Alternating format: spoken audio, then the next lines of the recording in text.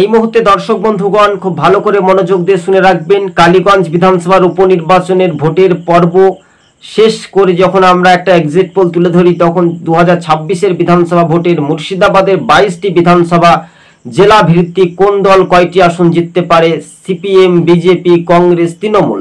চলুন 22টি আসনের মধ্যে ম্যাজিক ফিগার বা মেজরিটি কারা এগিয়ে থাকবে, কিন্তু সংখ্যালঘু জেলাতে তৃণমূল কিন্তু এবার পিছিয়ে থাকতে পারে বলে সম্ভাব্যত এমনটাই সি ভোটারের জনমত সমীক্ষাতে আমরা আপনাদের সঙ্গে তুলে ধরার চেষ্টা করছি। চলুন, কংগ্রেস পেতে পারে মুর্শিদাবাদে সম্ভাব্যত 10টি আসনে এগিয়ে থাকতে পারে সম্ভাব্যত, বিজেপি পেতে পারে 3টি আসনে এগিয়ে থাকতে পারে সম্ভাব্যত 2026-এ, এবং বামেরা পেতে পারে 2টি আসন সম্ভাব্যত। অন্যদিকে রাজ্যের শাসক দল তৃণমূল 60টি আসনে এগিয়ে থাকতে পারে সম্ভাব্যত। কেননা এটা হচ্ছে মেজরিটি, অর্থাৎ মালদা, মুর্শিদাবাদ, উত্তর দিনাজপুর, অর্থাৎ যদি আমরা দেখি তাহলে সংখ্যালঘু জেলাগুলিতে এক প্রকার দাপট কিন্তু রীতিমতো, এবং বিজেপি তারা 3টি আসন জিততে চলেছে।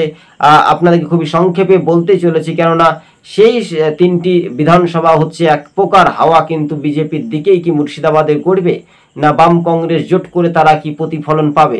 কিন্তু এবার কংগ্রেস 10টি আসনে এগিয়ে রয়েছে, এগিয়ে থাকতে পারে। যেহেতু তৃণমূল কংগ্রেস অনেকটাই পিছিয়ে থাকার একটা বার্তা কিন্তু বড় ইঙ্গিত ঘোষণা মুর্শিদাবাদের মাটিতে দাঁড়িয়ে। তবে মুর্শিদাবাদ জেলায় রাজ্য রাজনীতিতে কি একটা নতুন চমক আসবে? ধন্যবাদ দর্শক বন্ধুগণ, খুবই সংক্ষেপে আপনাদের সঙ্গে আমরা এই প্রতিক্রিয়া বা প্রতিবেদনটি তুলে